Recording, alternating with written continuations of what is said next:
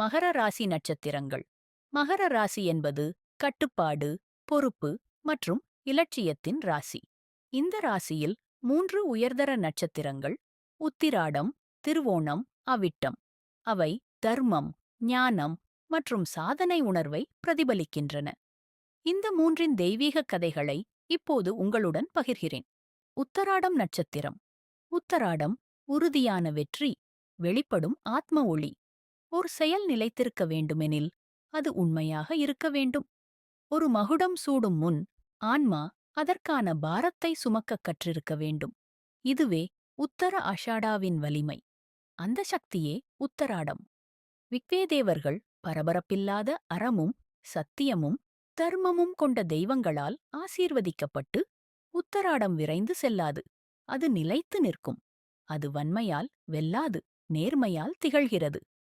தர்மத்தின் பாதையை நடக்க, சத்தத்துக்கு பதிலாக அமைதியை தேர்வு செய்ய, தோன்றுவதற்குப் பதிலாக நித்தியமான ஒன்றாக மாற. இது இறுதி வெற்றியின் நட்சத்திரம். இதற்கு காட்சி தேவையில்லை, ஆனால் அதன் நேரம் வந்தால் அது தவறாது வெல்லும். விவேதேவர்கள் உத்தராடத்திற்கு கொடுத்தனர் முனைவில்லா உறுதியின் வரம். அழுத்தமில்லாமல், ஆனால் தர்மத்தையும் நீதியையும் ஆன்ம நியாயத்தையும் நிலைநாட்டும் திறனுடன்.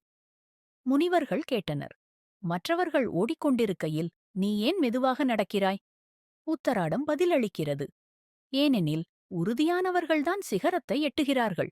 நான் நிரூபிக்கத் தேவையில்லை, நான் உருவாகிறேன். அந்த உருவாக்கத்தில்தான் என் ஒளி.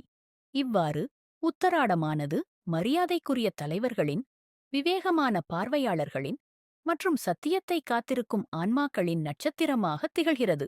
ஒரு தெய்வீக நினைவாக. உண்மையான வெற்றி விரைவில் வராது, அது நிலைத்திருக்கும். உத்தராடம் நட்சத்திரத்தின் முக்கிய அம்சங்கள். சின்னம் யானையின் தந்தம் அல்லது வெற்றிக்கான பலகை. வலிமை, உறுதி, நம்பிக்கை. தெய்வங்கள் விவேதேவர்கள், எல்லை தாண்டிய ஒழுங்கின் தெய்வங்கள். ஆட்சி கிரகம் சூரியன், ஆன்மா, சத்தியம், ஒளி, நோக்கம்.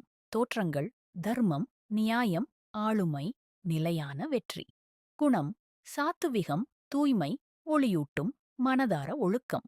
ஸ்ரவணா நட்சத்திரம். ஸ்ரவணா சத்தியத்தை கேட்கும் ஆள், தர்ம பாதையில் நடக்கும் வாலிபன். ஒரு உண்மை வாழப்பட வேண்டும் எனில் அது முதலில் கேட்டே ஆக வேண்டும். ஞானம் பகிரப்பட வேண்டுமெனில் அமைதி மதிக்கப்பட வேண்டும்.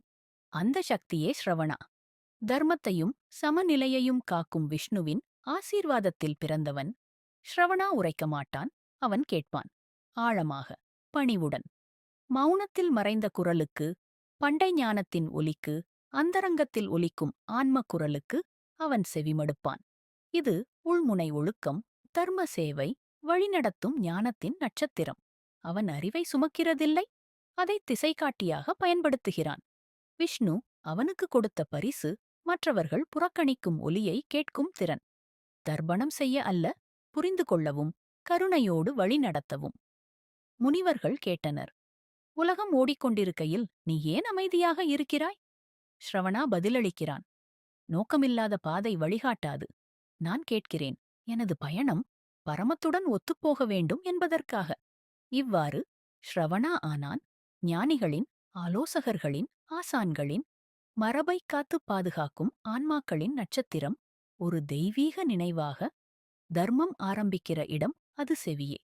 ஸ்ரவணா நட்சத்திரத்தின் முக்கிய அம்சங்கள். சின்னம் காது, கேட்கும் திறன், ஞானம், மனதளவிலான தெளிவு. தெய்வம் விஷ்ணு, தர்மத்தின் காப்பாளர். ஆட்சி கிரகம் சந்திரன், மனம், நினைவுகள், உள்நோக்கம். தோற்றங்கள் ஆழமாக கேட்பது, நோக்கம் உள்ள பயணம், தர்ம சேவை, மரபு வழிநடத்தல். குணம் சாத்விகம், தூய்மை, ஞானம், மனநிலை வழிகாட்டல். தனிஷ்டா நட்சத்திரம். தனிஷ்டா வானக மிருதங்கம், விதியின் இசையில் நடனமாடும் தேவதை. ஒலி எழ வேண்டும் எனில் முன்னதாக அமைதி நிலவ வேண்டும். பெருமை பகிரப்பட வேண்டும் எனில் அகந்தை அடங்க வேண்டும். அந்த சக்தியே தனிஷ்டா. வாசுதேவர்கள் ஒளி, செல்வம், சுழற்சி ஆகியவற்றின் தெய்வங்கள். அவர்களால் ஆசீர்வதிக்கப்பட்ட இவள் விளம்பரத்தை நாடுவதில்லை, துல்லியமான நேரத்தில் நகர்வாளே இவர். இவள் கேட்கிறாள் உயிரின் ஓசையை, ஒத்திசைவாக இருக்க வேண்டியது எது என்பதை. அடக்காமல் எதிரொலிக்க வேண்டிய உண்மையை. இது உள்ளார்ந்த செல்வம், தெய்வீக நேர ஒத்திசைவு மற்றும் திறந்த மன செயல்பாட்டில் வாழும் நட்சத்திரம்.